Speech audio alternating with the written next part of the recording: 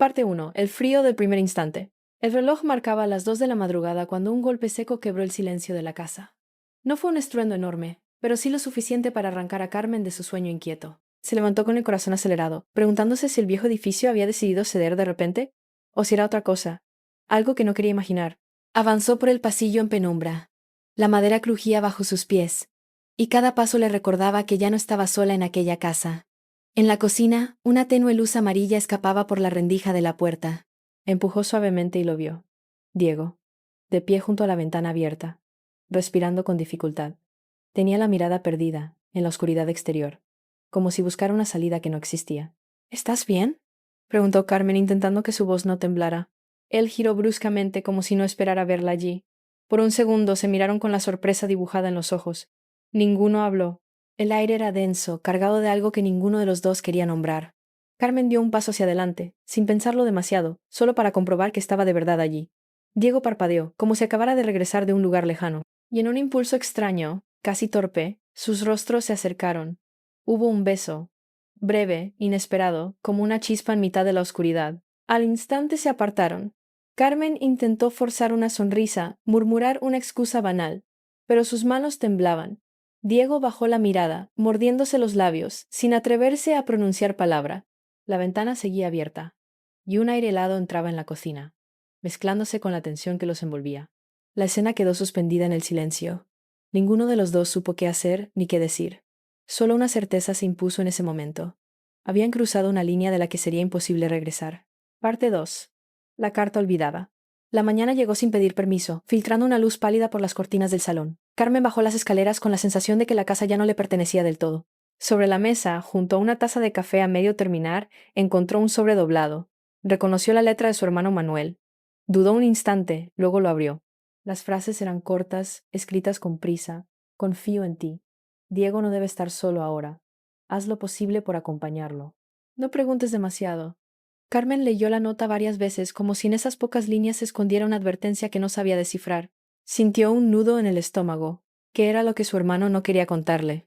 Ese día en la biblioteca no pudo concentrarse. Los visitantes iban y venían, las estanterías esperaban orden, pero ella solo pensaba en la escena de la noche anterior. El beso flotaba en su memoria como un eco imposible de silenciar. Cerró un libro de golpe, consciente de que ni siquiera recordaba lo que había leído.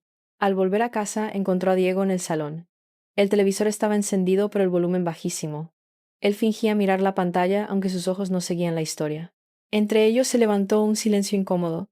¿Quieres un café?, dijo Carmen, como si esa pregunta pudiera borrar lo ocurrido. Mejor. ¿Tienes un mapa viejo de la ciudad?, respondió él, evitando mirarla. La petición la desconcertó. Diego explicó, casi en susurros, que necesitaba un lugar para desaparecer por unas horas. La frase quedó suspendida en el aire, densa y extraña. Carmen no supo si debía insistir en preguntar o dejarlo pasar. La noche cayó, y la incertidumbre se hizo más pesada. Parte 3. El cumpleaños inesperado. El reloj marcaba las 9 de la noche cuando Carmen regresó a casa con una bolsa de pan recién horneado. El aroma cálido contrastaba con la frialdad que aún sentía en su interior. Apenas abrió la puerta encontró a Diego sentado al piano, un instrumento que llevaba meses sin usarse. Sus dedos tanteaban las teclas como si buscara una melodía olvidada. No sabía que tocabas, dijo ella, sorprendida. No suelo hacerlo, contestó él, sin apartar la vista de las teclas. Pero hoy es mi cumpleaños. La confesión cayó como un golpe suave e inesperado. Carmen no tenía idea.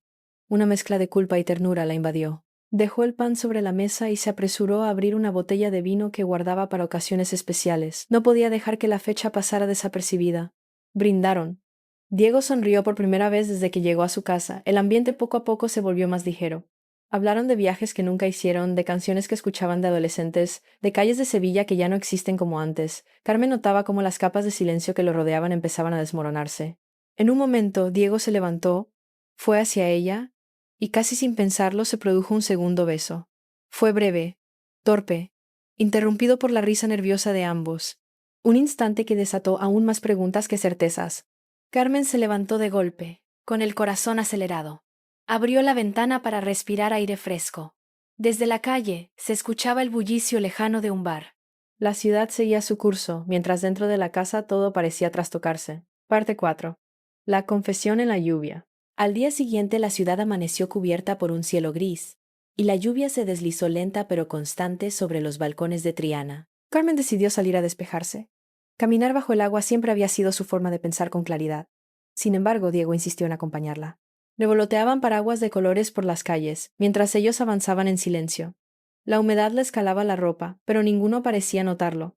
Fue Diego quien rompió el silencio. Carmen, no puedo seguir ocultándolo, susurró, con la voz quebrada. Ella se detuvo bajo un portal, mirándolo con atención. Diego respiró hondo y continuó. Su esposa lo había engañado durante meses con un hombre del trabajo. La traición había estallado justo el día de su cumpleaños. Y por eso Manuel, el hermano de Carmen, lo había mandado allí, lejos de los rumores y del ruido. Carmen sintió un peso en el pecho. Ahora todo tenía sentido. La mirada perdida, las noches de insomnio, la petición de un mapa para desaparecer. Quiso decir algo que aliviara su dolor, pero solo atinó a ponerle una mano en el hombro. Lo peor no es la infidelidad, añadió Diego, bajando la mirada. Es darme cuenta de que no tengo un lugar donde empezar de nuevo. La frase quedó flotando entre ellos, acompañada por el golpeteo de la lluvia. Carmen por un instante sintió que estaba demasiado cerca, demasiado implicada en una herida que no le pertenecía. En ese momento, un trueno estremeció el cielo.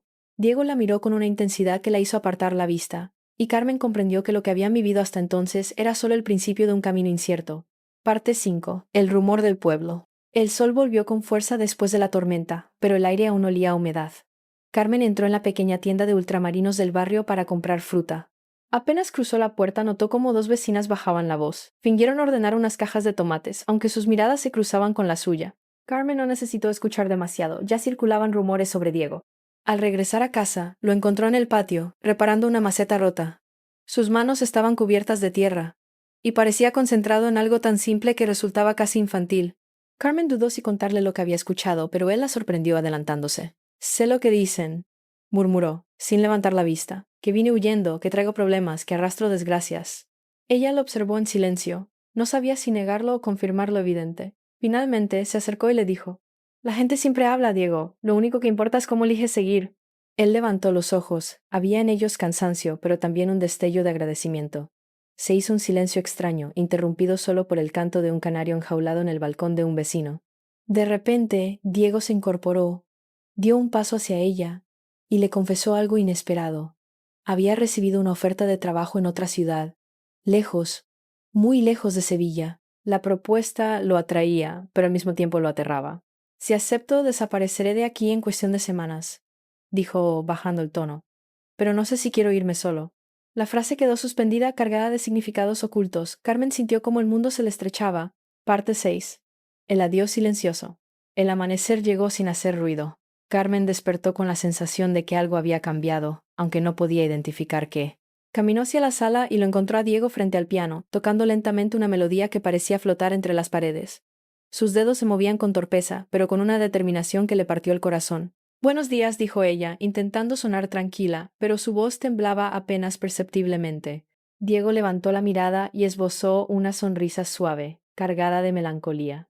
Me alegra que estés aquí, respondió. No quería que te sorprendiera mi partida.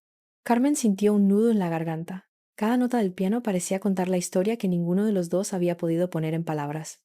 La música llenaba la casa y al mismo tiempo los separaba, un puente frágil entre lo que habían compartido y lo que debían dejar atrás.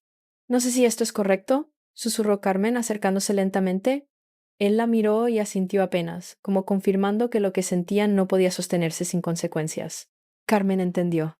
La intensidad de sus emociones, la cercanía de tantos días compartidos, solo había creado un instante hermoso, pero imposible de prolongar. Diego cerró la tapa del piano, tomó su chaqueta y caminó hacia la puerta. Antes de salir se volvió por un instante.